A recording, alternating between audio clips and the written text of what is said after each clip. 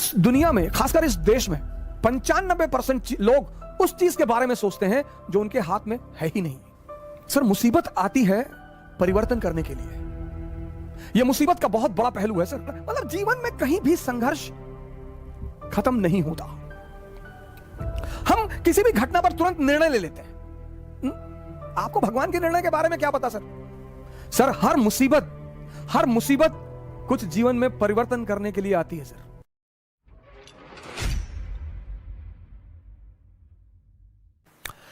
इस दुनिया में, खासकर इस देश में 95% लोग उस चीज के बारे में सोचते हैं जो उनके हाथ में है ही नहीं। क्या? फल। सर, आपको पता ही नहीं कल क्या होने जा रहा है। तो जब हमें कल का पता ही नहीं तो हम आज में रहें। और जितने लोगों ने अपने आज को सुधारना शुरू किया उनका कल बेहतरीन हो गया। क्योंकि जो कल के बारे में सोचते हैं वो आज कुछ कर ही नहीं पाएंगे, और जो पास्ट के बारे में सोचते हैं वो कुछ कर ही नहीं। दो लोग निष्क्रिय हैं। जो कल के बारे में सोचते हैं वो तो थोड़ा बहुत कुछ करेंगे भी, लेकिन जो पास्ट के बारे में सोचते हैं, हमारे पिताजी गवर्नर थे, रहे होंगे, बहुत लोगों के पिताजी गवर्नर थे। सर, मुसीबत आती है परिवर्तन करने के लिए। यह मुसीबत का बहुत बड़ा पहलू है सर। मुसीबत जब भी आई, ये मेरे पिताजी ने मुझसे कहा, उन्हें गांव से भगा दिया गया तो बेचारे भगोड़े हो गए। वो गांव वालों ने भगा दिया, वो कोई पीछे था नहीं तो गांव वालों ने भगा दिया। तो माँ बाप दोनों बेचारे इधर उधर अपना भाट भटकते रहे। तो एक बार मैंने आपसे उनसे पूछा कि आपको बदला लेने की इच्छा नहीं हुई? बोले, पागल, मुसीबत आती है कुछ बड़ा करने के लिए अगर आप जागृत हैं। मैंने कहा कैसे? बोले, राम राजा बनने जा रहे थे। मेरी आदत है क्रॉस क्वेश्चन करने की। मैंने कहा कैसे? बोले, राम राजा बनने जा रहे थे। मैंने कहा हाँ। बोले, मुसीबत आ गई? हाँ। मैंने कहा बिल्कुल। बोले, 14 साल जंगल में रहे? मैंने कहा हाँ। बोले, उसी जंगल में रहकर भगवान बने। अगर राम के जीवन में जंगल को हटा दिया जाए, उस 14 साल की साधना को हटा दिया, आप देखिए 14 साल की साधना। पिताजी ने कहा कि देखो मुसीबत आई। मैंने कहा हाँ। बोले, वो मुसीबत को मैं उन्होंने मजा लेना शुरू कर दिया। तैयार है। पिता दशरथ कह रहे हैं कि तू मना कर दे। वादा तो मैंने किया था ना, तू मना कर दे कि मैं नहीं जाऊंगा, मैं देख लूंगा। अरे बोले नहीं, जाना तो है ही है। और ये इस बात का संदेश है कि हर व्यक्ति को, वो चाहे भगवान ही क्यों ना हो, कितना बड़ा संदेश है कि हर व्यक्ति को इस जीवन में संघर्ष करना है। जो हंसकर करेगा वो राजा बनेगा। करना ही करना है सर। कोई दुनिया में ऐसा व्यक्ति है ही नहीं जिसको संघर्ष ना करना पड़ा हो सर। लेकिन जिसने संघर्ष में मजा लेना सीख लिया,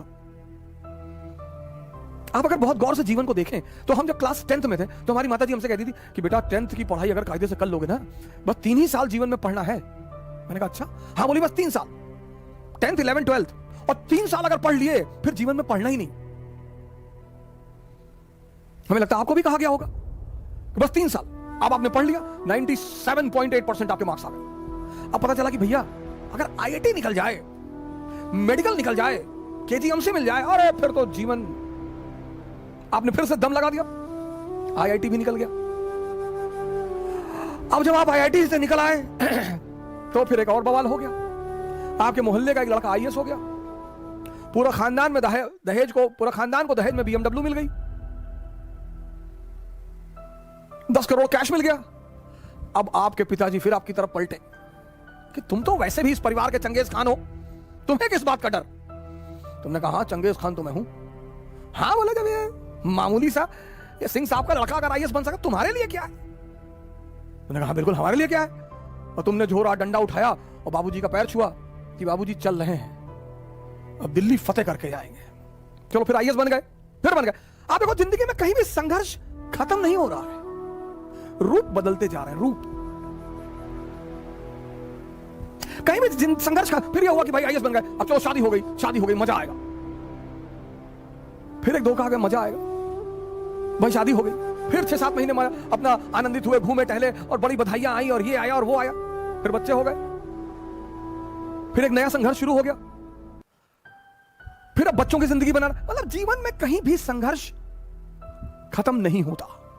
तो जब संघर्ष खत्म नहीं होता तो क्यों ना मजा लेके संघर्ष किया जाए। और जितने लोगों ने मजा लेके संघर्ष किया उन्होंने इस दुनिया पर राज किया, राम को भगवान बना दिया। मुसीबत, अगर आप जागृत हैं, एक आदमी था चाइना में, उसके पास एक बड़ा जबरदस्त घोड़ा था। कैसे? जो व्यक्ति जागृत होता है उसका मुसीबत कुछ नहीं कर पाती। बहुत बड़ा नियम है जागृति सर, होश में रहना बहुत बड़ा नियम है। तो चीन में एक आदमी था किसी गांव में, उसके पास एक बड़ा नायाब घोड़ा था, बहुत नायाब, मतलब हवा से ज्यादा स्पीड थी घोड़े की। तो उस देश के राजा ने उस आदमी को बुलाया, कहा तुम अपना घोड़ा मुझे दे दो, तुमको मैं मुंह मांगी कीमत दूंगा। उस आदमी ने कहा कि सरकार घोड़ा तो ना बेचेंगे। अरे लोगों ने समझाया कि पागल हो, तुम क्या करोगे घोड़े का, और इतना पैसा राजा तुमको दे रहा, भेज दो। अरे उसने कहा यार तुम लोग क्यों मेरे पीछे पड़े हो, जाओ अपना काम करो, हम नहीं फायदा ले रहे ना, जाओ। एक दिन क्या हुआ, घोड़ा भाग गया। अब जब घोड़ा भाग गया तो गांव के लोग आए, हंसने लगे, कहीं देखा हम तुमसे पहले ही कहते थे, तुम समझे नहीं रहते हमारी बात को। अरे उसने कहा बड़ा भाई घटना सिर्फ इतनी है कि घोड़ा भाग गया है, बस, इसमें ज्यादा चिंता करने की बात नहीं है। वो चला गया तो चला गया, मैं क्या करूं। जी पागल, तुम्हारा नुकसान हो गया, बोले कोई नुकसान नहीं हुआ। 10-15 दिन बीता, एक दिन घोड़ा वापस आ गया और अपने साथ 20 घोड़े और लाया अपनी तरह के। गांव वाले फिर आए, कहीं बेटा तुम बहुत चालाक आदमी हो, तुमको पता था कि कुछ कांड करने गया है ये, बड़ा बढ़िया यार, तुम तो बड़े फायदे में हो यार, पहले तो अकेले था अब तो 20 ले आया। उन्होंने कहा यार तुम लोग राय देने क्यों चले आते हो यार बार बार। अरे घोड़ा चला गया था, आ गया, अपने साथ 20 घोड़ा और ले आया, घटना बस इतनी है, इसमें बहुत ज्यादा खुशी होने की कोई बात नहीं। पड़ोसी राज्य ने उस रात पर हमला कर दिया। अब वो जो 9 घोड़े आए थे उसमें से एक घोड़े को इस किसान का बेटा ट्रेन कर रहा था, घोड़े से गिरा, उसका दोनों पैर टूट गया। गांव वाले फिर आए कि बड़ा बुरा हुआ यार, बताओ तुम्हारे लड़के का दोनों पैर ही टूट गया। बोले यार तुम लोग शांत नहीं रह सकते हो, अपना निर्णय अपने पास नहीं रख सकते हो। ठीक है यार पैर टूट गया, देखेंगे भगवान कुछ करना चाहता होगा, अच्छी बात है, जाने दो। उसी वक्त पड़ोसी राज्य ने इस राज्य पर हमला कर दिया। गांव के जितने भी जवान लड़के थे सब सेना में बुला लिए गए, सिर्फ किसान का बेटा बचा क्योंकि उसके पैर टूटे हुए थे। हम किसी भी घटना पर तुरंत निर्णय ले लेते हैं। आपको भगवान के निर्णय के बारे में क्या पता सर। सर हर मुसीबत कुछ जीवन में परिवर्तन करने के लिए आती है सर, अगर आप जागृत हैं तो। क्योंकि पिताजी कहते थे कि बेटा हम तो मध्यम वर्ग के लोग हैं, हमारे पास खोने को कुछ नहीं है। ये हमारे पिताजी हमसे हमेशा कहते थे कि हम तो बेटा मध्यम वर्ग के लोग, हम कौन सा मुगल खानदान के लोग हैं। तो तुम ये कभी मत सोचना कि तुम हारोगे तो बेइज्जती हो जाएगी। तुम अकबर के बेटे थोड़े हो, तुम तो एक डाकखाना के बाबू के बेटे हो। तो तुम्हारे हारने से तुम्हारी बेइज्जती तो कभी होगी ही नहीं। तारीफ कुछ लोग जरूर करेंगे कि फलाने का लड़का लड़ाई किया। आपको क्या डरने की जरूरत है सर, आप क्यों सोचते हैं मेरी बेइज्जती होने दो सर कि लोग मेरे ऊपर हंसेंगे। लोग सिर्फ मुर्दे पर नहीं हंसते, जो जिंदा है उस पर तो लोग हंसेंगे ही सर। अगर लोग आपके ऊपर हंस रहे हैं इसका मतलब आप जिंदा हैं। अगर लोग आपको पीठ पीछे गाली दे रहे हैं इसका मतलब आपने चमकना शुरू कर दिया है। अगर लोग आपकी आलोचना कर रहे हैं तो आप कहीं बहुत आगे बढ़ रहे हैं सर। ये सब दिशा सूचक यंत्र हैं, गाली, आलोचना। पर हमारे मिडिल क्लास के पेरेंट्स हमको बहुत डराते हैं, बहुत पेरेंट्स को, बेटा बेइज्जती मत कराना, मैं तुगलक वंश के हो, बेइज्जती मत कराना, कि मौर्य वंश के हो। अंबेडकर की बेइज्जती हुई, उन्होंने मजा लिया, भगवान बन गए। गांधी की बेइज्जती हुई, उन्होंने मजा लिया, भगवान बन गए। चाणक्य की बेइज्जती हुई, मजा लिया, भगवान बन गए। बेइज्जती तो बहुत जरूरी चीज है सर जीवन में, वो ऑक्सीजन पैदा करती है, ऑक्सीजन, जज्बा, टेम्परामेंट। बेइज्जती बहुत जरूरी है सर, डरने की कोई बात नहीं। जय हिंद।